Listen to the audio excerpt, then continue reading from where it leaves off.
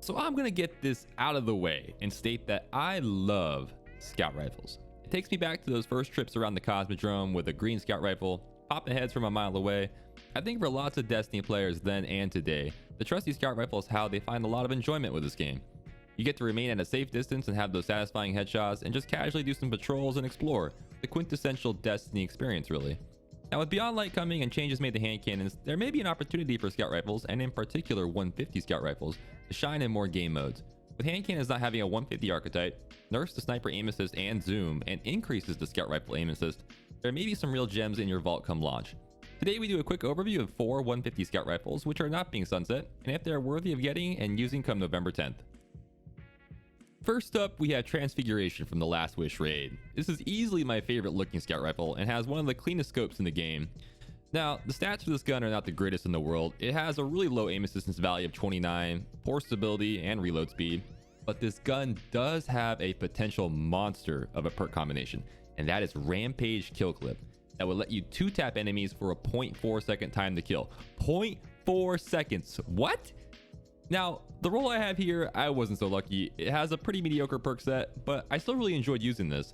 With this and the other 150 scouts, I think it's really important to be mindful of your secondary weapon, or maybe even thinking of the scout rifle as the secondary weapon. The Ikalos SMG or sidearms paired with the 150s will open up a lot of opportunities to successfully eliminate enemies in that close to mid-range space versus just a shotgun. I paired my Ikalos SMG for the gameplay in the video, and it was strange. I felt like I was using the scout rifle almost as a low impact sniper and my SMG as the primary weapon.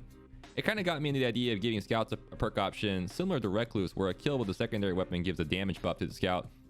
As with most high impact scouts, you need to sit back more, but since this has a low zoom, it opened up a lot of flexibility in that short to mid-range combat if needed.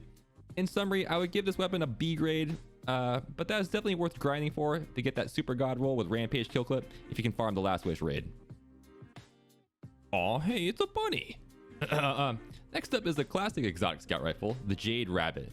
Now, I still strongly disagree that the exotic perk, the Fate of All Fools, is valuable. There shouldn't be a reward for chaining body shots, but it doesn't look like Bungie is changing that anytime soon. What Bungie is doing though is swapping out the armor piercing perk for high cal.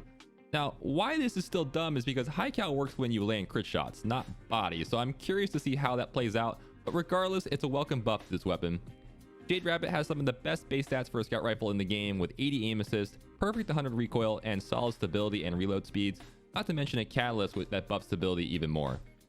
Using this in Crucible, you really notice that increased aim assist. Hit registration is just better with the scout and is amazing in the long range. With the high cal perk coming and nerf to sniper aim assist, I'm really hoping that this gun can challenge sniper lanes even more.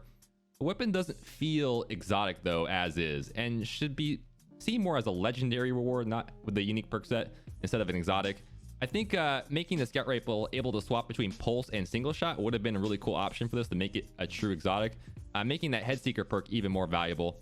In summary guys, this weapon gets a C grade from me. As it stands right now, there's just better options out there, even though I love the look and feel of this weapon.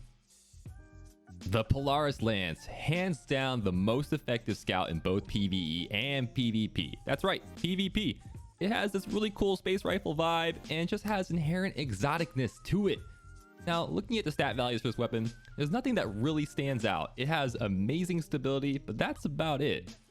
Built-in Zen moment might be part of it, but this weapon has some other hidden value that I am having a very hard time articulating. Using this in PvP, it just locked onto people's heads more so than any of the other scouts. It was extremely forgiving.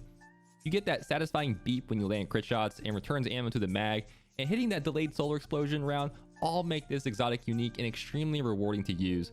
Bungie nailed it with its weapon design, and I have been on the receiving end of this Scout's Fury plenty in regular Crucible, but also comp and Trials. I paired my full auto Lone Sun with this, and it did okay. I think a higher rate of fire sidearm or SMG would have really pushed it over the edge. This Scout is a great example of using it as your secondary weapon and popping heads from afar and then quick swapping to a short range weapon for anyone coming near you.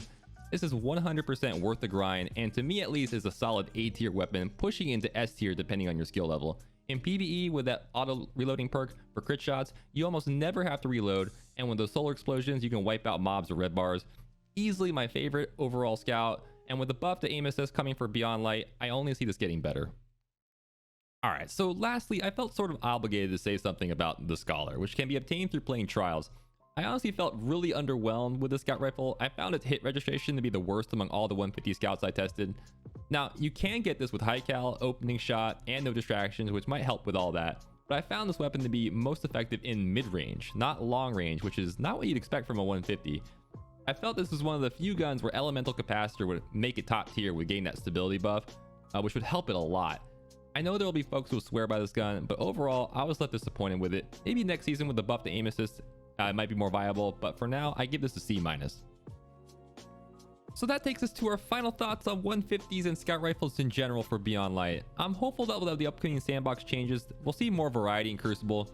Bungie mentioned that scouts have a reasonable time to kill and can't be adjusted too much without making them dominate the battlefield, and I can understand that, as we definitely don't want people sitting back or a repeat of the Mida meta for Trials of the 9 days.